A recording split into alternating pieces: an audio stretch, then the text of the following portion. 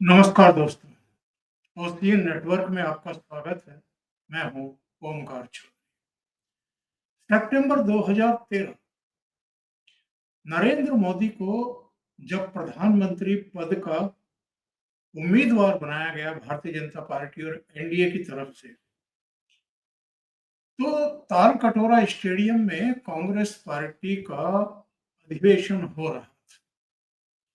बाहर मीडिया का जमावड़ा था और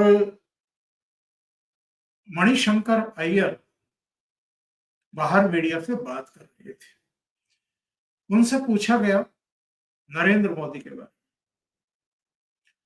तो उन्होंने क्या कहा था वो अभी भी सोशल मीडिया पर आपको मिल जाएगा। उन्होंने कहा था कि लिख कर रख लीजिए, नरेंद्र मोदी 21वीं सदी में प्रधानमंत्री नहीं बनेंगे, नहीं बनेंगे, नहीं बनेंगे।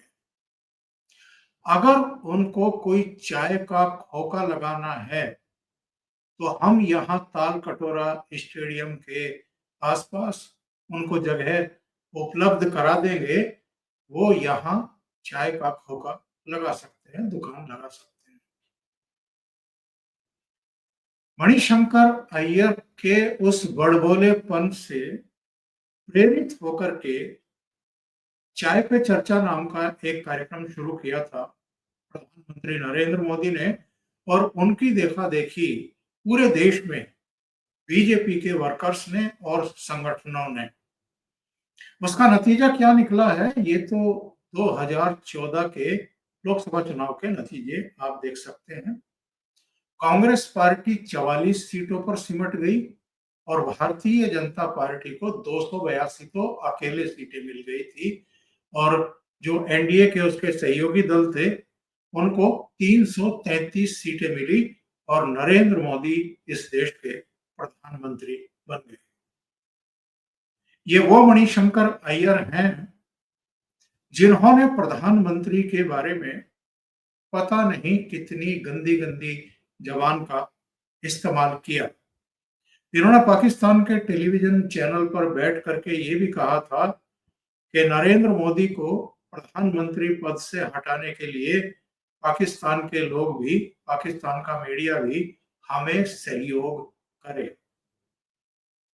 वही मणिशंकर अय्यर एक कार्यक्रम में विचार रख रहे थे, बल्कि अपनी पीड़ा, अपनी बेइज्जती कांग्रेस पार्टी के भीतर उनको अलग थलग कर दिए जाने की, जो भीतर की उनकी भीतर का उनका दर्द था उसको व्यक्त कर रहे थे।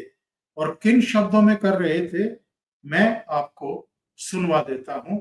वो वीडियो तो नहीं दिखा सकता, कॉपीराइट के इश्यू हो जाते हैं, लेकिन आप सुनिए मणिशंकर अय्यर क्या कह रहे हैं और इसका मतलब क्या है, जरा इस पर भी बात करेंगे और ये भी समझाएंगे कि मणिशंकर अय्यर जो कुछ कह रहे हैं गनीमत है कि अभी इनके साथ इतना ही हो रहा है।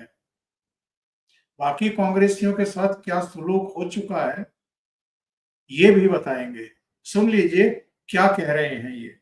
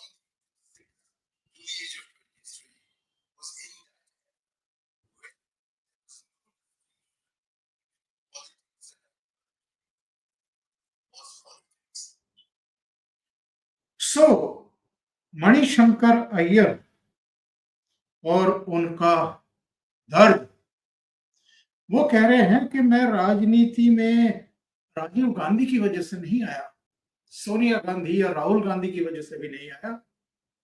मैं जब केवल 6 साल का था तो जवाहरलाल नेहरू प्रधानमंत्री बने थे, और जब मैं 23 साल का था तो उनकी डेथ हो गई थी।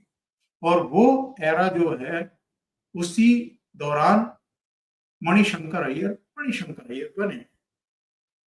और इनका ये भी कहना है, इनकी ये भी पीड़ा है कि इनको पार्टी में पूरी तरह अलग थलग कर दिया गया है।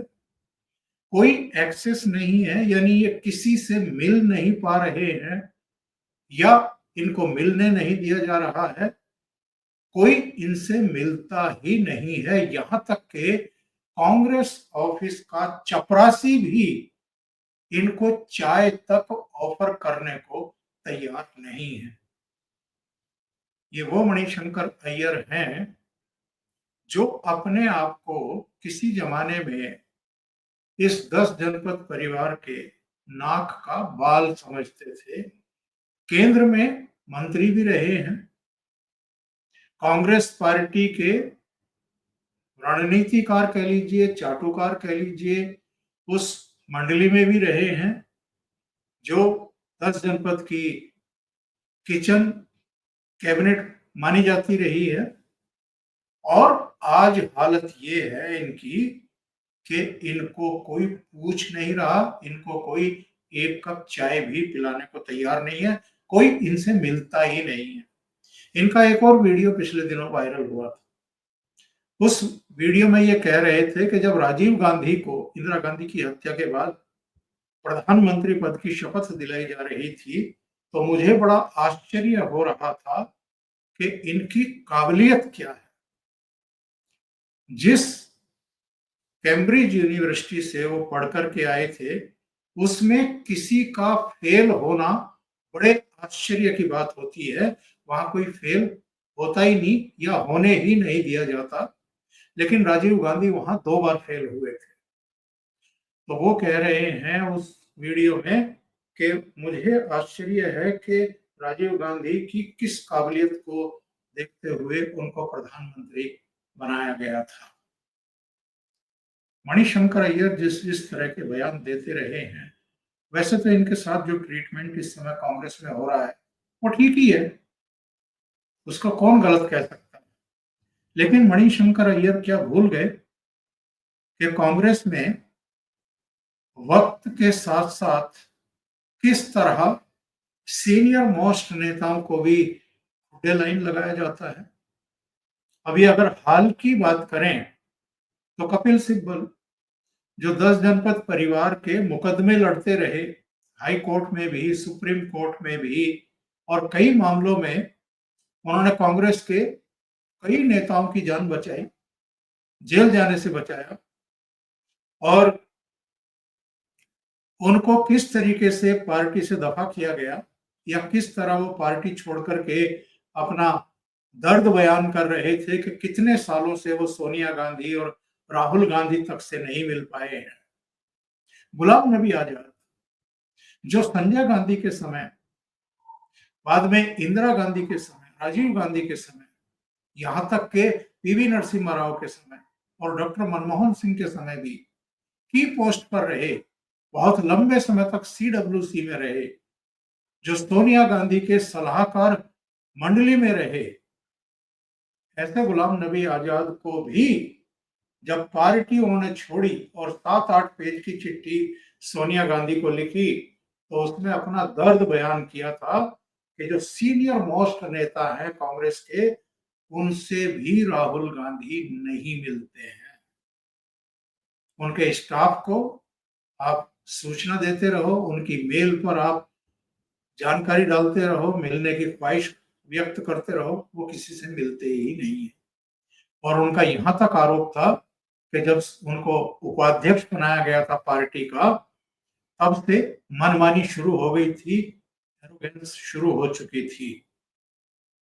वो खुद फैसले लेने लगे थे, सीडब्ल्यूसी या सीनियर मेंबर से, सीनियर नेताओं से चर्चा ही नहीं करते थे।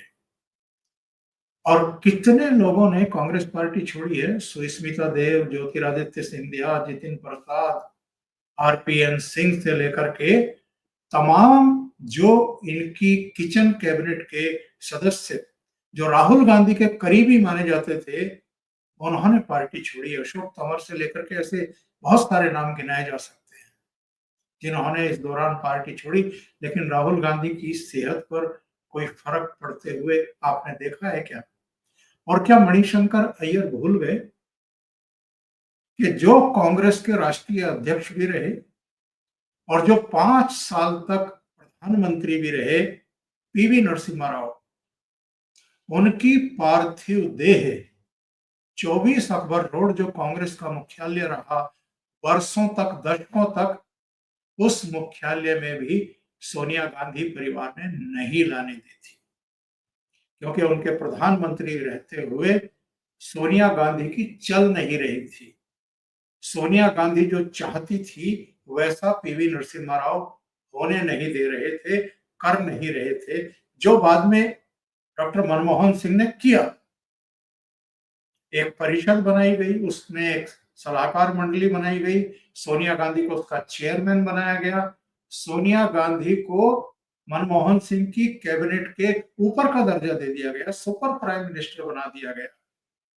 और चर्चाएं तो यहां तक है कि कैबिनेट में कोई प्रस्ताव आता था तो पहले सोनिया गांधी की सहमति ली जाती थी, उनके तहत काम करने वाली उस परिषद की मोहर लगवाई जाती थी जिसमें वामपंथियों का जमावड़ा था।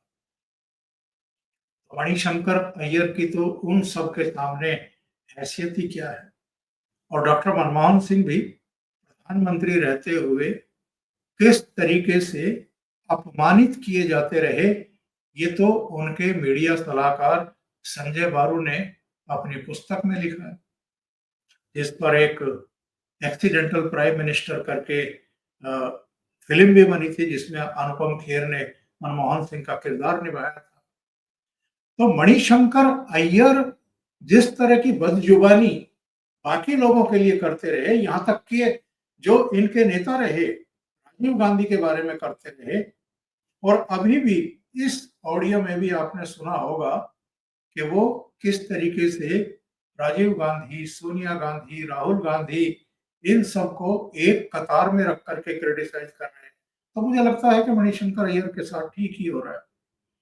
लेकिन कांग्रेस पार्टी का भट्टा क्यों बैठ रहा है, आपको इससे ये भी पता चलता है कि जो सीनियर मोस्ट नेता हैं कांग्रेस के, उनके साथ भी ये जो पार्टी का नया नेतृत्व है, जो कन्हैया कुमार जैसों को तो महत्व देता है, लेकिन जो पार्टी के साथ वर्षों से, दशकों से जुड़े रहे, मणिशंकर अय्यर, कपिल सिब्बल, गुलाम नबी आजाद जैसे लोग, उनको आजकल ये नेतृत्व बेइज्जत करता है, अपमानित करता है।